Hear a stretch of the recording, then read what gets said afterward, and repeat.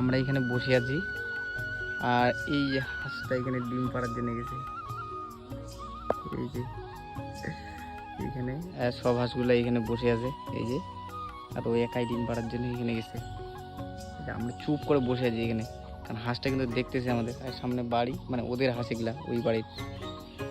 তো এখানে হাঁসটা চুপ করে বসে আছে। এইদিকে সুলেখা তো প্রায় এক্সাইটেড করছে আমরা একটা ডিম পাবো। আমিও বসে আছি অনেকক্ষণ ধরে প্রায়, কিন্তু এখনো উঠতেছে না। ডিম পারলো কি পারলো না দেখতে যাইতে হবে এখন। গাইজ একটা ডিম পেয়ে যাবো আজকে আমরা।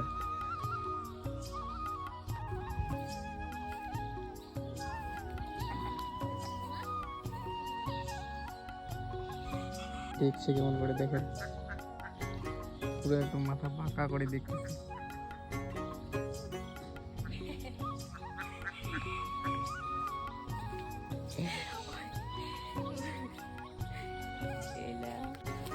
পালিয়ে গেছি।